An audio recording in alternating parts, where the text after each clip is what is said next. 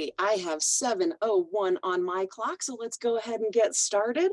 Hello, everyone, and thank you so much for joining our monthly Indigenous film series. I'm Jean from the Denver Museum of Nature and Science, and I will be your virtual host this evening. The Denver Museum of Nature and Science is, as always, pleased to partner with the International Institute for Indigenous Resource Management to present Indigenous film. As you watch the presentation tonight, please put your questions and comments in the chat. I'll be watching that throughout the evening, and we really look forward to hearing what you have to say and any questions you have for our filmmaker. So let's get started. To begin tonight's event, I would like to introduce Jean Rubin, the Director of Indigenous Film and Arts Festival. Hi there. Hi, Jean. Thank you very much. With me is Merv Tano, President of the International Institute for Indigenous Resource Management, which is the presenting organization for the Indigenous Film and Arts Festival, and one of the three partners for this monthly Indigenous film series, the third partner being the Denver American Indian Commission. Denver Museum of Nature and Science has been hosting festival events for 13 years and has been hosting this monthly film series for 8 years. So we owe them quite a debt of gratitude for being our host. And I'd like to extend our thanks not only to the folks you see on screen, but all the folks that you don't see who are behind the camera, helping with the logistics and running the films and making all this happen. Yeah. Also, want to extend our thanks to Kubo Jazz Radio, which is our media sponsor for 2023. Tonight's program is entitled New Paths on Old Trails. And I frequently have people ask me how we find these films. And so I just thought I'd take a minute to tell you how we put this program together. There is a youth filmmaking program called Wapikoni Mobile based in Montreal. And they have mobile units with filmmaking equipment. They go out to rural communities, Indigenous communities throughout Quebec. And they provide a little bit of training to the youth on how to use the equipment, but it's very self-directed. And so these Indigenous kids all over Quebec have an opportunity to make films. And then every year they send us a selection of the films that have been made. So they sent us this first film you're going to see entitled Our Path. And we just love the story. You'll see it's two young Innu women who take up the old portage trails. And we just love this theme of young people reconnecting with the culture and reconnecting with their lands through these old trails. And we thought, wouldn't it be great if we could just have a program around this theme? And I thought, well, what are the chances that even if it's happening somewhere else, that there was a filmmaker who decided to make a film to document it? And lo and behold, we came upon this film, The Trails Before Us, from director Fritz Bitsoie. And this is a similar themed film that takes place on the Navajo reservation, where you see a mountain biker, Nigel James, reclaiming the old horse trails. So two wonderful films. I hope you enjoy them. We are going to run the two films consecutively, and then Fritz Bitsoie, the director of The Trails Before Us, will join us after the films to lead a conversation. So with that, let's roll the films.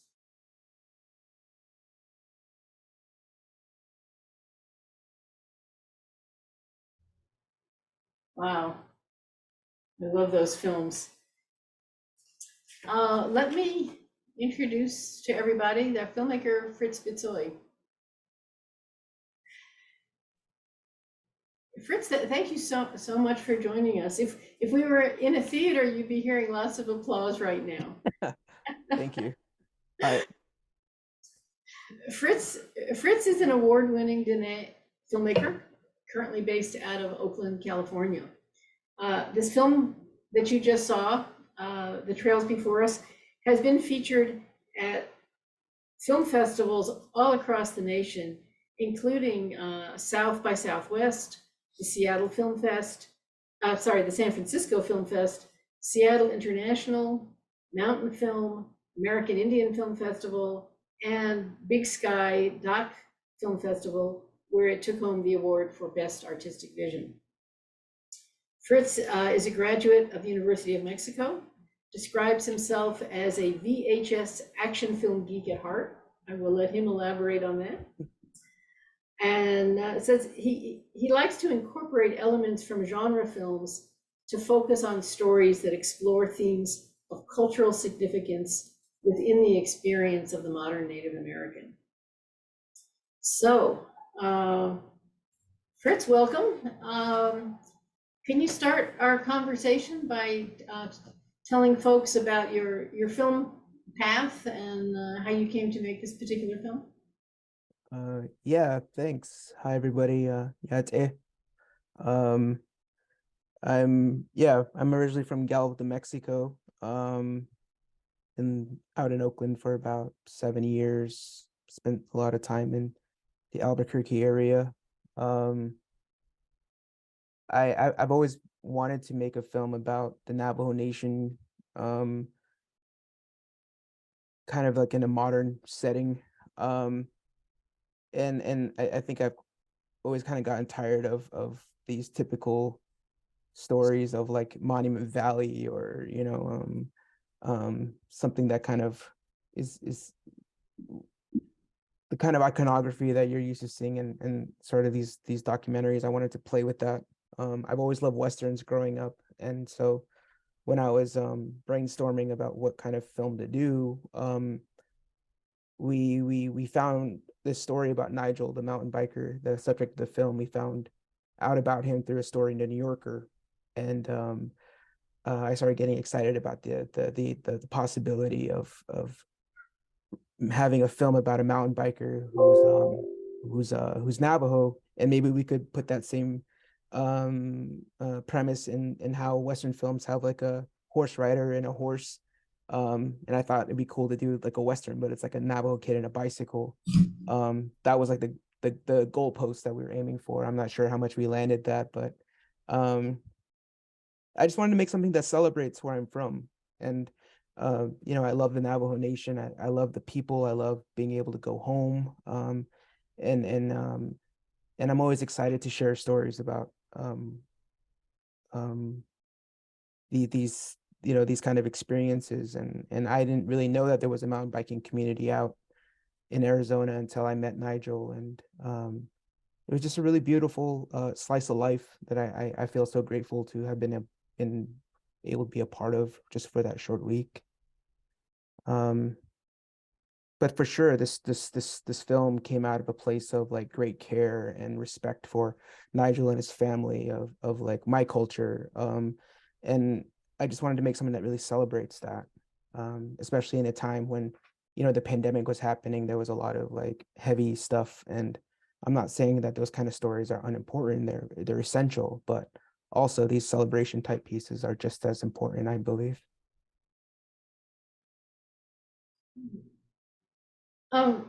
Somebody has asked what your plans are. Oh, right on.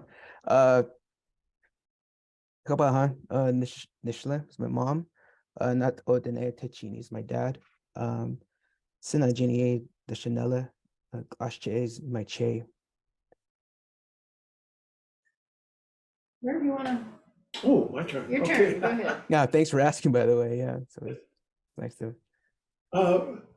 I wanted to start off by asking you to say a few words about the film from Quebec. Not a critique of the film or the filmmaker, but the subject matter and how the subject matter was kind of treated, because I saw a lot of similarities in what we call back home the aloha aina, the love for the land. Mm-hmm.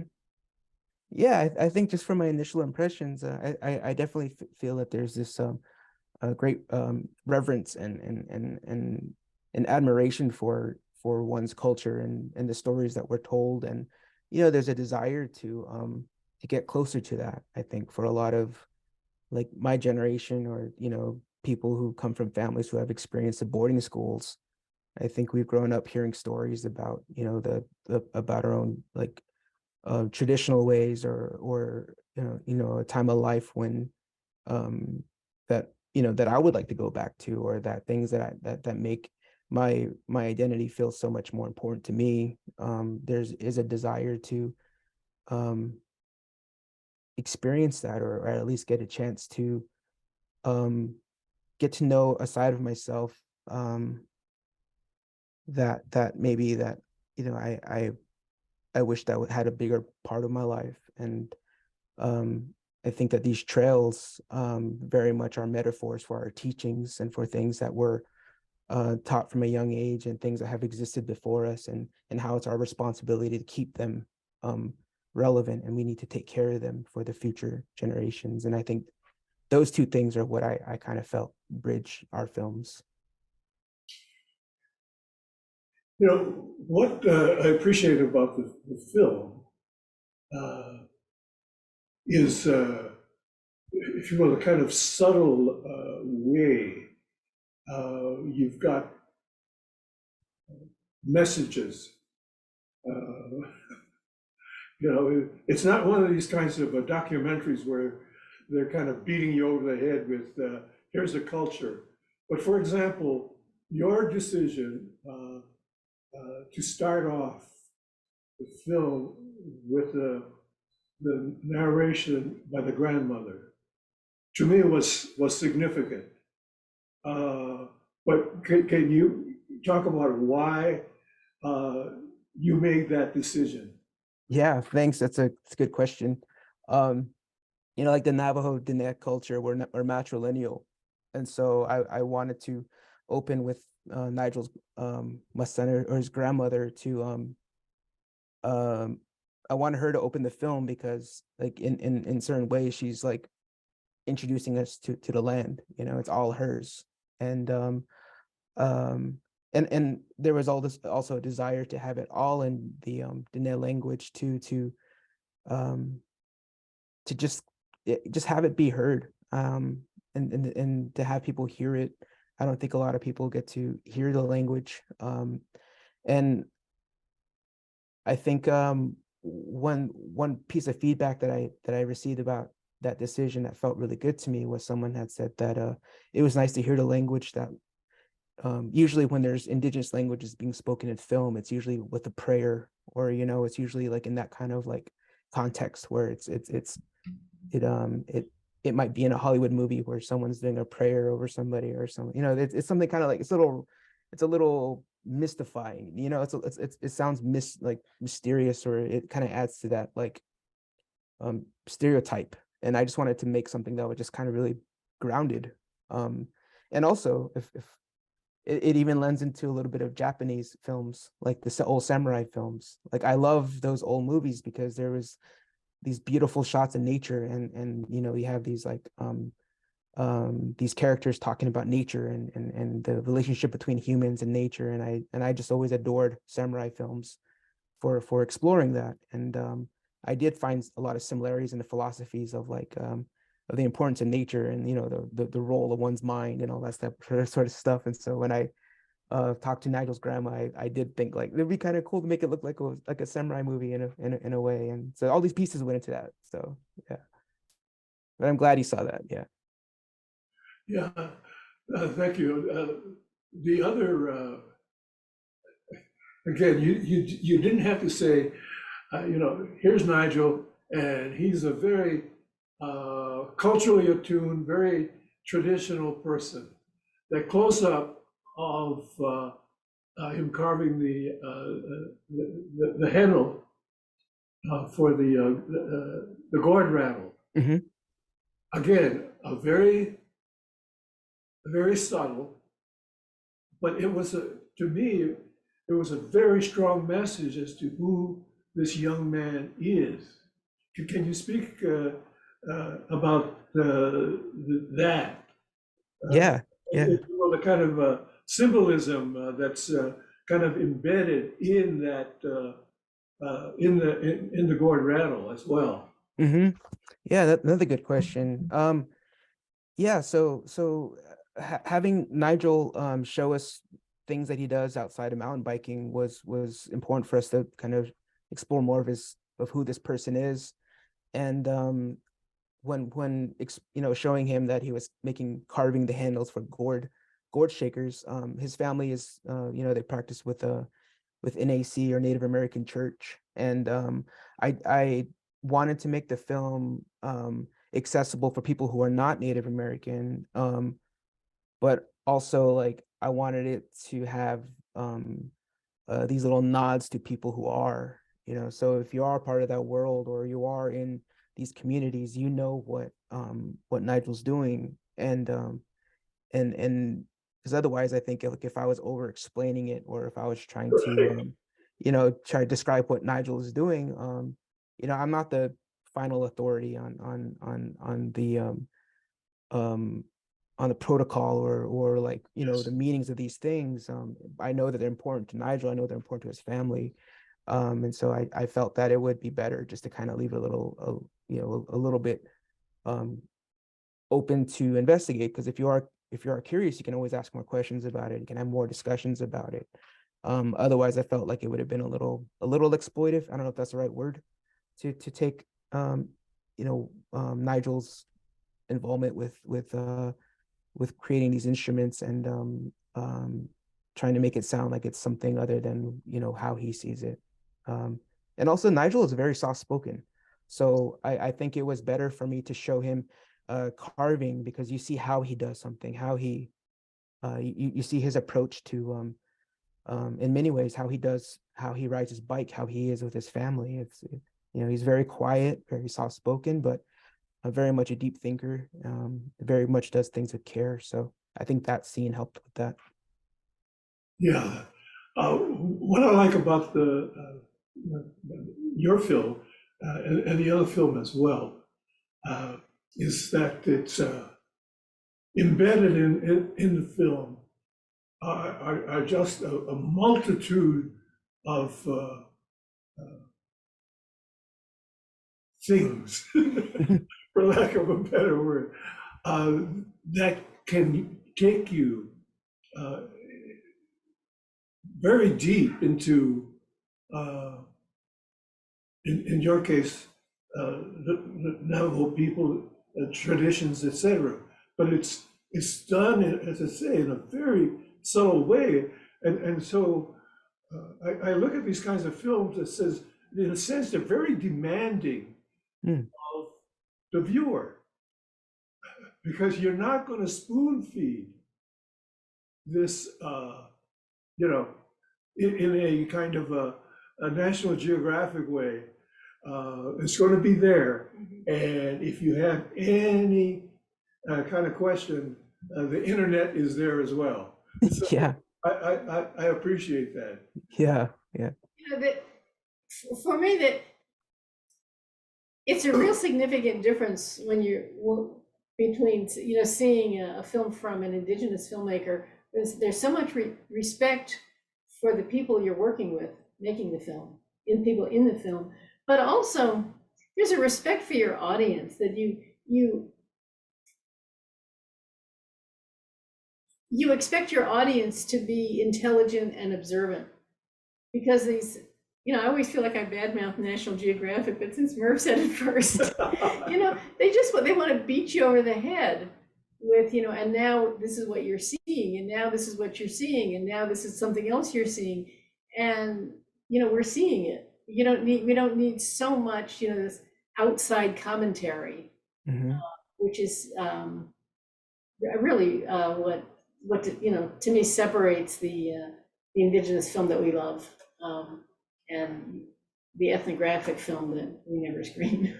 Oh, thank you. Yeah, we have some questions. I'm going to start. We have some about this film, so I'm going to start with that. Please elaborate some more on the mountain bike providing a, quote, spiritual experience, the wheel of life, surrogate to the significance of the horse, etc. Yeah, that's a good good question. Thanks, Eugene. Yeah, and when we met Nigel's father, Marvin, this guy was just he's just a fantastic person to talk to. We've had, I think, like maybe 3 hours of interviews with Marvin when we were speaking with him, and he has this really beautiful way of making connections and in injecting them with teachings with everything he's talking about. And that reminded me a lot about how I grew up with my mom. So finding like connections with like every little things. Like I remember after a ceremony, I was told to pour out some water, and I went out, I was just a little kid, and my mom told me, like, just don't splash it, don't just throw the water out, like give it back gently. And like little moments like that, like, and they follow it up with like, and not just with water, but like when you meet people, when you talk, only say thing, like don't just go out blurting any old words or whatever. Like make sure what you say has intention. And I like that, those kind of little teachings growing up. I saw a lot of that within Marvin. And so not only Marvin, but Terrence, who is Nigel's writing coach. You saw him briefly in the film. He was on a podcast, and I think that was the first time I heard them refer to bicycles as like the new horse. It's a form of expression that they have where they can go out into these trails and really reconnect with the land, and it gives them that same feeling as riding a horse. One of the and I really wanted to take that that theme and really run with it. And Marvin also, makes these connections with like a wheel and how things are always like very much in a cycle.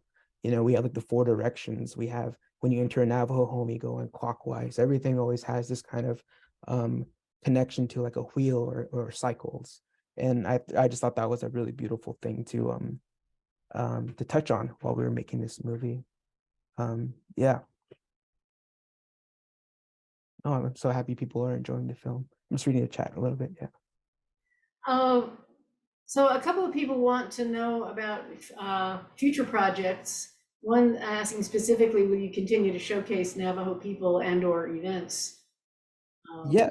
Generally, what you're working on now. Yeah.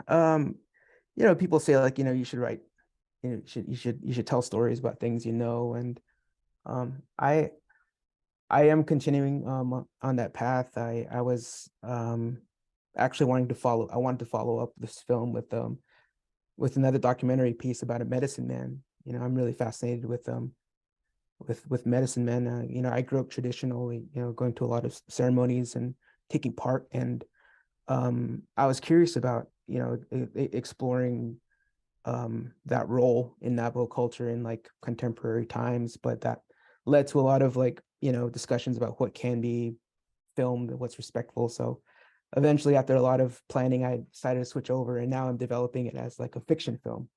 It's actually a horror film about a medicine man that I'm working on right now. I've been fortunate enough to get into a fellowship, which is helping me to develop the film, and I'm going to be collaborating again with the cinematographer from Trails, and we're hoping to, that's kind of what we've been working on lately. So I'm excited for that for sure.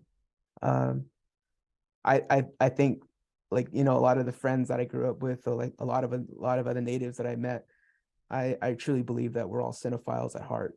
I think growing up on a reservation, it can get a little boring out there.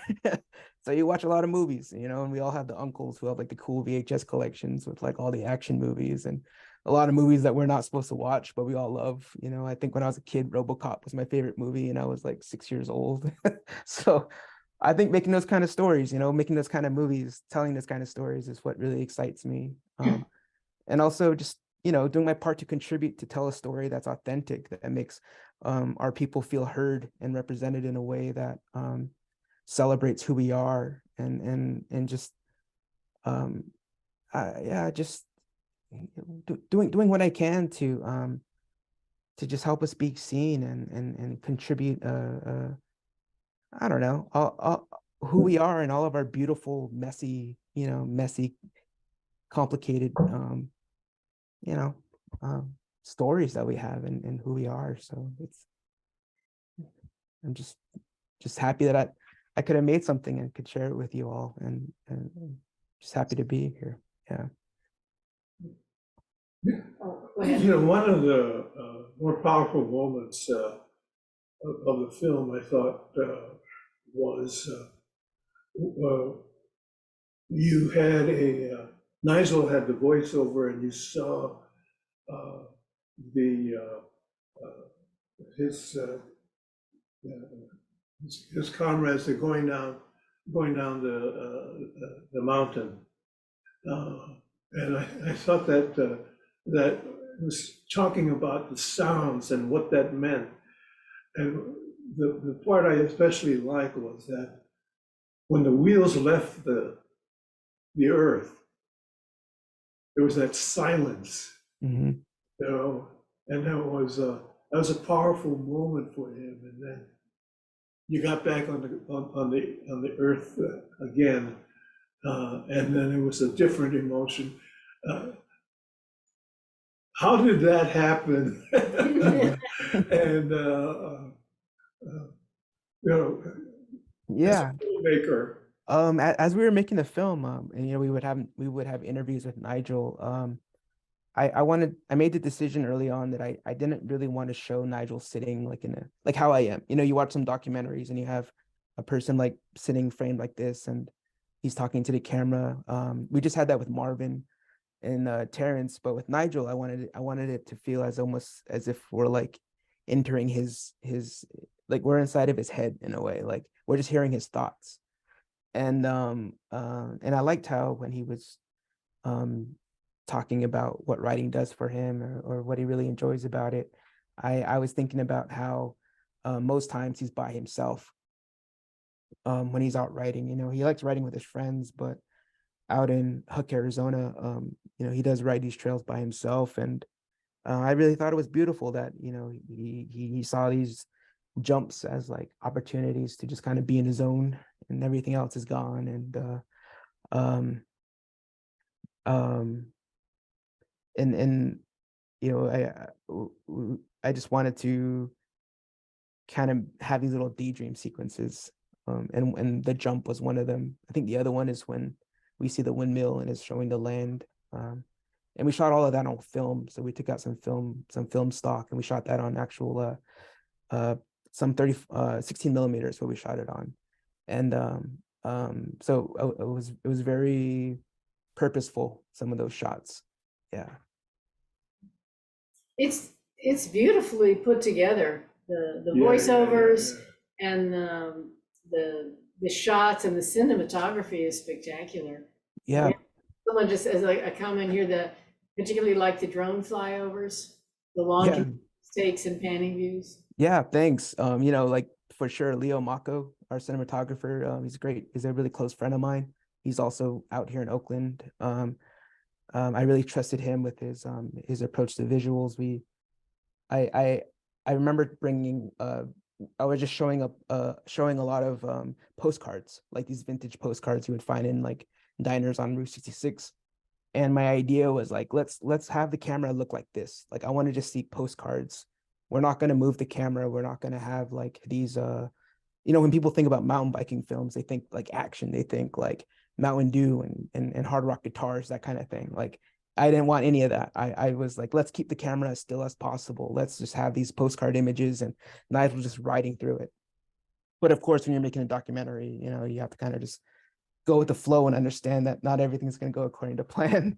But we did have these kind of like guiding posts along the way as we were making the film. And a lot of the things, including the jumping sequence, I would credit to Nico, our incredible editor. Her and I had these great conversations about how we were going to tell the film, about what I wanted it to feel like. I wanted it to feel slower. I didn't want it to make it like super fast paced and actiony. Like I wanted it to feel more meditative, kind of just celebrate the isolation that a person can experience when out on a Navajo on the Navajo land. And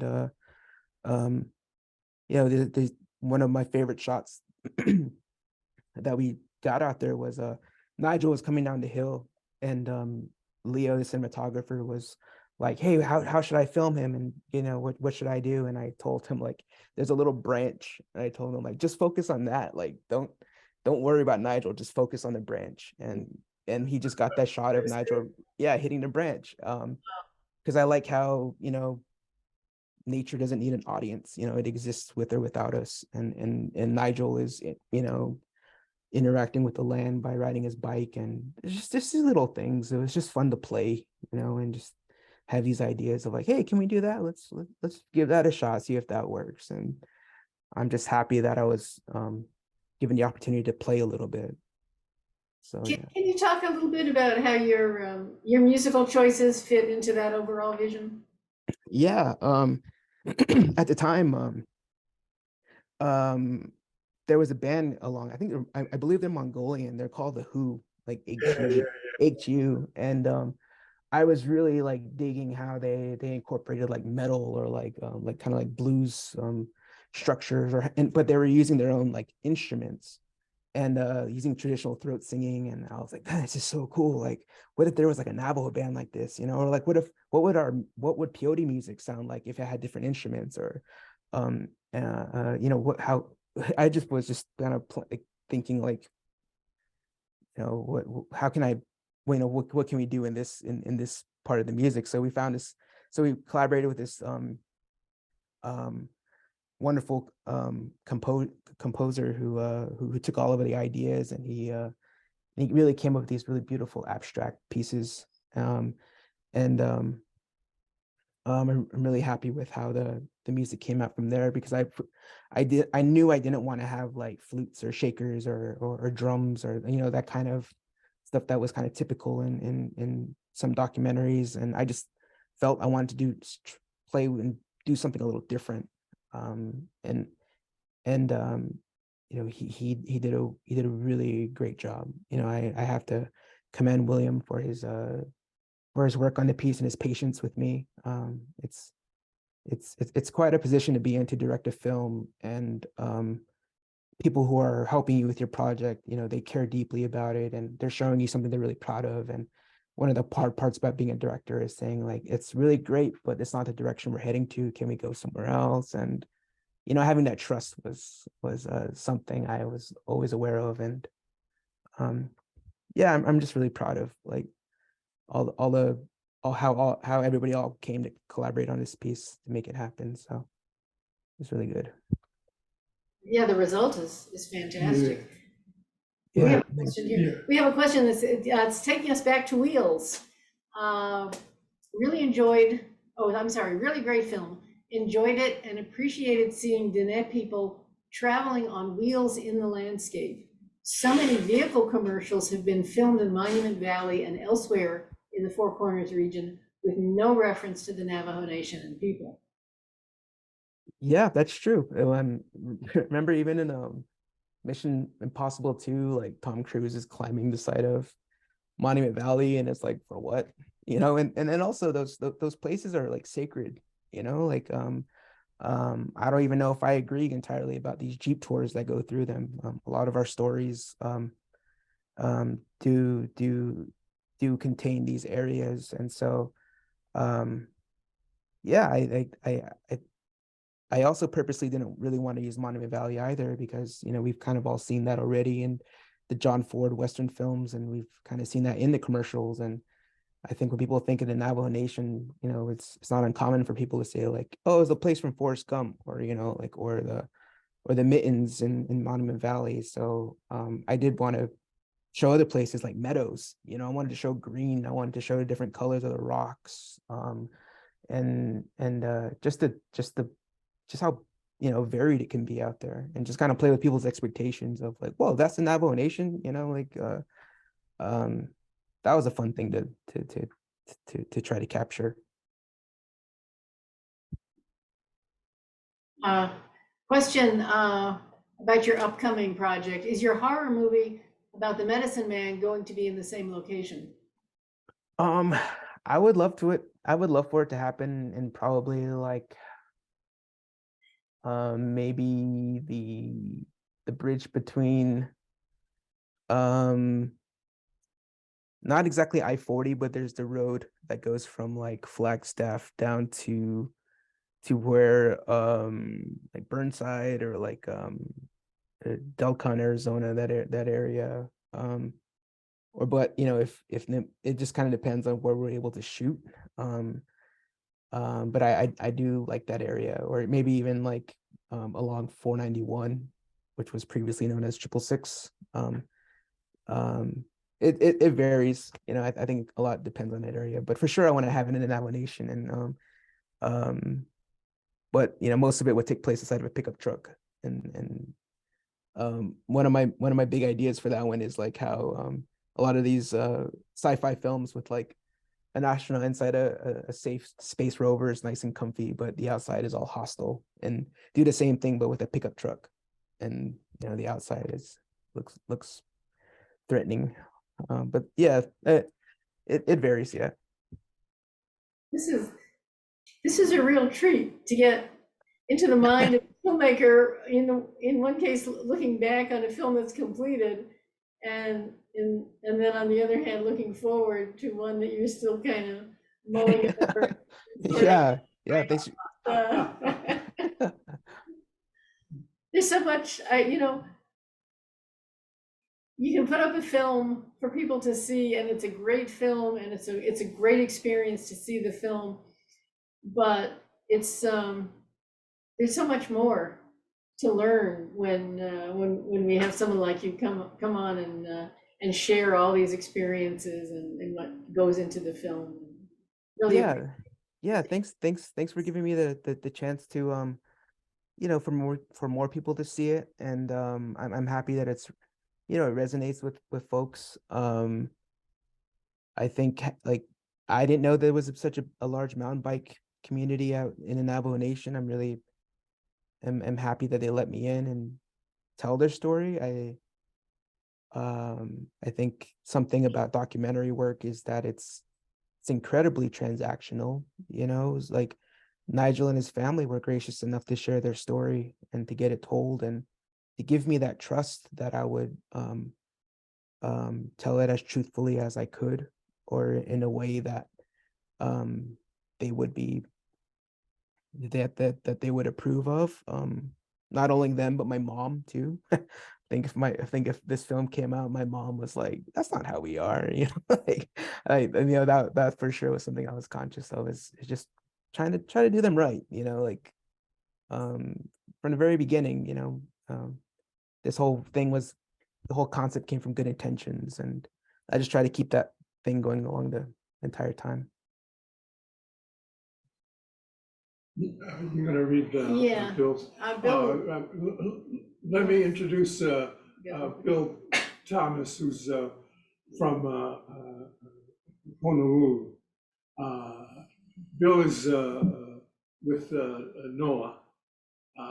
He is one of the most, he's one of the smartest guys, the most culturally astute guy I know, and he's got a comment I'd like for you to weigh in on.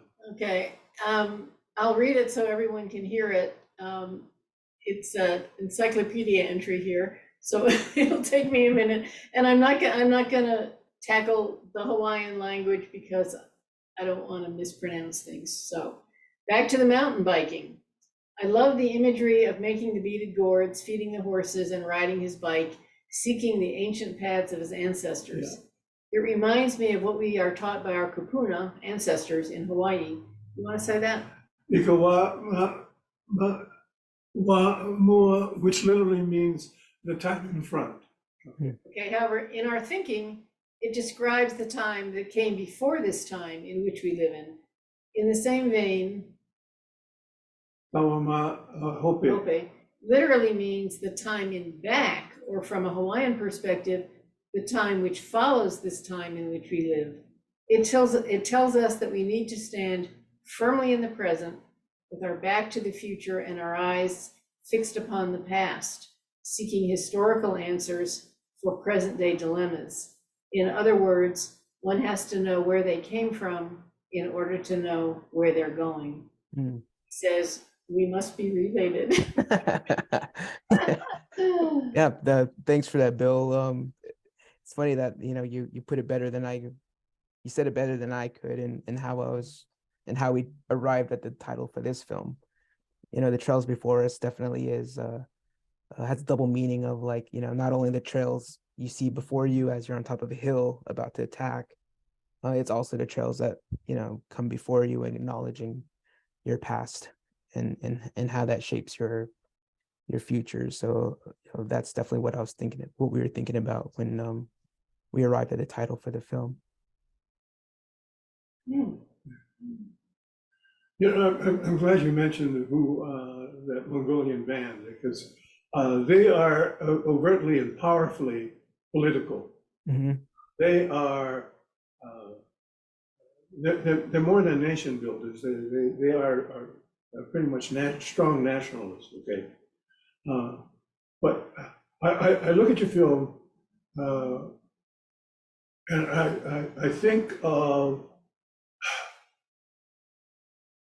your approach, and as Bill mentioned, that kind of a continuum of time that would you fit, that it fits, and also the fact that it is so respectful of community, and the land, and so I think of you and that work as a manifestation of nation building. If you would care to comment on that, I'd appreciate that. Sure. So I can't say that I would have ever thought of myself as um a nation builder, but that is something that I've had to acknowledge as I made this film and when it was released, and knowing that how I convey people's experiences and how I convey the culture. The consequence of that, I always wanted to be positive. I wanted I've been fortunate enough to do some traveling, and meet a lot of people who may not have met a Native American person before, and a lot of their questions can really border on offensive, but I have to kind of check myself and realize, like, no, they're just curious, they just don't know.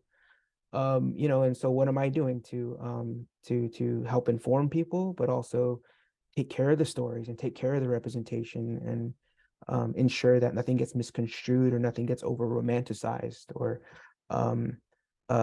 even when making this film, like, there were some really beautiful shots that we had, but there just so happened to be a broken down truck maybe in frame, and it was like, no, I'm not gonna do that. I'm not gonna do anything that perpetuates this kind of, like, for lack of a better term, it's people use the term poverty porn, of like of highlighting struggle, of highlighting a lot of the atrocities, or a lot of the trauma that comes with Native American communities. And again, I'm not saying that those kind of stories should be discounted at all. I just wanted to make something that was really, like, positive. I think it's also important to show the beautiful side of the people, of the culture, and to build that, the nation building of what can I do to let people know of another side. I think a lot of the feedback I received while we were making this film from people who were funding the film was like, where's the conflict? I think people were watching they're watching my film and they're saying, hey, Fritz, where's the conflict? We're not seeing a lot of conflict in here. And I was like, well, do we really need it?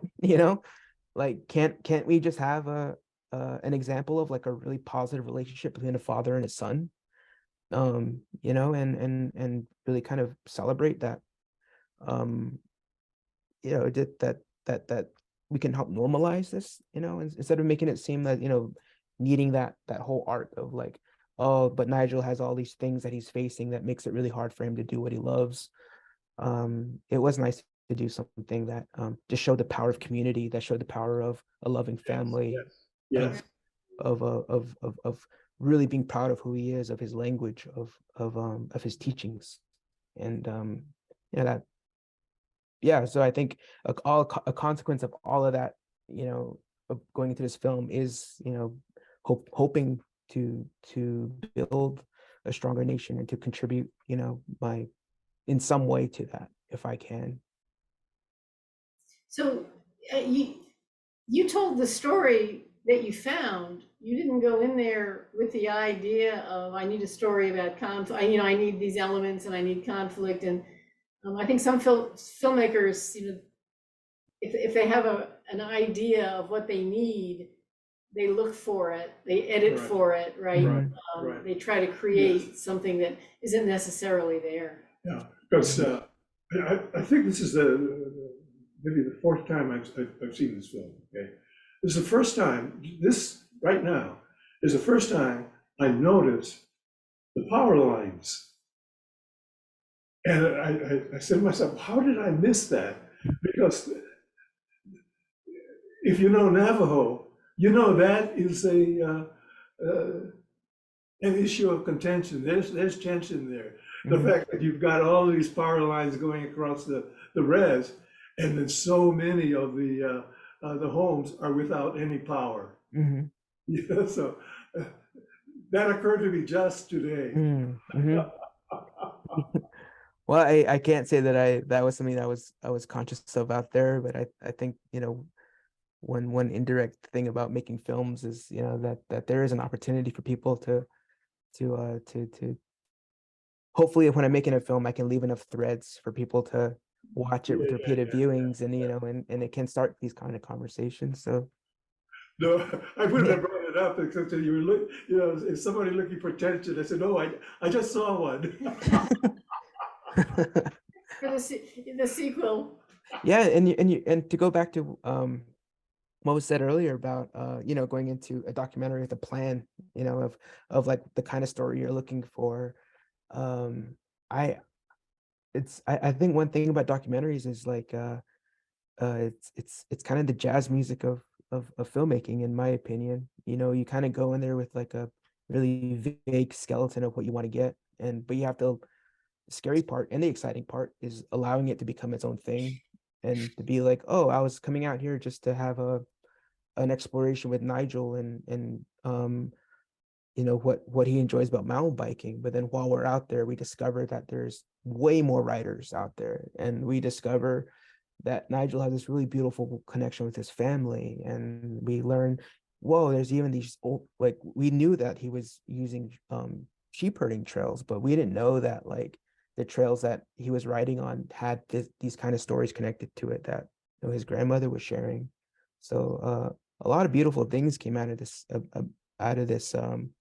project, and a lot of that goes to the family being open enough to share their story. And then there was some hesitation, rightly so, because you don't want anything to be like miscommunicated, or you don't want to be misrepresented. And I think a lot of Native people can feel that, or maybe not even like not only Native people, but a lot of underrepresented communities. We are afraid to share our stories because we're afraid that they might get twisted up into being told into something they're not, and I think the thing that I had to really quickly acknowledge was that as a filmmaker, like, I'm done with this film, I'm finished with it, I can move on to my next project. But this story is always going to be associated with the family. It's always going to come back to the family. Nigel's always going to be connected to the story. So like, I need to take care of that. I need to ensure that like when I let it go out into pasture and it becomes what it is, I want it to be something that like a gift. I heard at a talk, another filmmaker was describing documentaries as a gift that you give to the family, that you give to the person. Is like, that's what a documentary should be. It should have that kind of intention behind it, that you're giving it back to somebody and as a gift. That's definitely what I hope that this film would be to them. We when we invite, sometimes when we ask for permission to screen a film, and with our film festival, when we have an art exhibit, when we ask to exhibit art, we don't always get an immediate yes, and sometimes we get the question, "Who are you?" And in fact, you posed that question when I first connected with you. Like, tell me about your organization. Tell me about your film programs, because and I always appreciate that. I'm never, Right. you know, we always appreciate that. It's important for people to know how that story is going to be presented. You know, is it going to be presented in a respectful way? Is it going to be presented the way you as a filmmaker and the people in the film want it to be presented? Yeah. Yeah. I Yeah. mean, clearly more significant for the filmmaker making the film, but we hear that as well. You know, tell us how you're going to use the film. Mm-hmm. Yeah, and there's also I don't know, I think right now there's not enough stories. There can always be more, you know. I think it just reminds me about making this film and how there was interest in you know, meeting other people who wanted to do a biking film also about Indigenous people, and it's like, yeah, sure, why not? You know, there's like 500 films about World War II, you know, like there can be more than one film about mountain biking, you know, so like it all of it lends a different angle on this, you know, you know, the more angles we have for these stories, the more fleshed out or the more complete we can see the many complexities of a community or of a group of people. And you know, that shouldn't only include like sad stories, but it should include like happy stories and positive stuff. And if the majority are allowed, you know, these kind of whimsical positive stories, the underrepresented should be given the same opportunity too. Sorry, I'm kind of going on a little bit of a tangent, but yeah, I don't know. Um that that there's, you know, that we are still at a point where people are coming in to take these stories, and I think some have even referred to it as extraction stories, you know, where people go in and they take a story just for the sake of taking a story, sharing it, and not giving any consideration about the impact it has on the community. One of the things I appreciated about the film, but especially about the family, is that competition, that Enduro, was not just a one-off that was, you know, purpose built for your film. Mm. It's something that has continued. Can you say a little bit about that? Yeah, although I don't know if the family was like planning a racing series before the film was going to happen, but for sure it was a really great surprise to show up. You know, we had originally intended to have a day of the shoot where we were just going to film them riding around doing jumps and doing cool stuff together as friends. And but as we got closer to the day of shooting, you know, it was more like, hey, it's actually gonna be a race. You know, we're gonna have like a lot of people are coming around from running Navajo Nation. We're gonna have the first Enduro race on a Navajo Nation. Like it was a really big deal. And you know, I really have to applaud the family for organizing it, because the whole family did it themselves. Like Nigel's uncle Adrian was the guy who did all the graphic design. He did all of the flyers and printouts, all the banners and all that stuff. Everyone kind of pulled together resources and just like knocked it out of the park. I mean, there was even this delicious electrolyte drink that the family members were making that like that they brought in these big old coolers. It definitely was a community effort, and it was pretty amazing to see that happen. And that was the first race when the film took place. That was the first race, and I believe now they're getting ready for the third, like the third Enduro, Resduro. They've had a, it's getting a lot of coverage, and it's getting bigger and bigger. I remember meeting a mom who was watching her daughter race, and she was a Navajo lady, and she was telling me, like, she was there with a cast on top of a hill. It was crazy. I was like, wow, she like climbed this whole hill with a cast to watch her kid ride. But she told me how happy she was that like they didn't have to drive all the way up to Phoenix, or they didn't have to drive to like out in Colorado just to go race for a day. It was how awesome it was just to go down to another part of the res and check it out, and how thankful they were for that. So it was cool. I'm so happy for the family. I'm so happy like for the community and for the organizers of where they're taking it, and I'm excited to see what they're going to do this year. Thank you. There was a moment that really resonated with me on a personal level. I'm not sure if it was Nigel. I think it was Nigel's mom, but it was somebody announcing the first annual Enduro race. Yeah, Nigel's mom. Yeah. I remember talking about the first annual Indigenous Film Festival, and you get a lot of raised eyebrows when you have a first annual. A lot of people thinking to themselves, "Oh yeah, really? You think you're going to be back?" I'm happy to say this year is our 20th anniversary. Congratulations. I'm sure Enduro will endure. So I see Jean has turned her camera on, which is her signal that we are at the end of our time. Mm-hmm. That's it. All good times must end. Pardon me?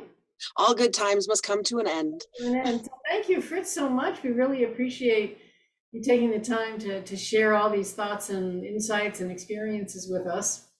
Yes. Yeah, thank you, and to everyone who watched.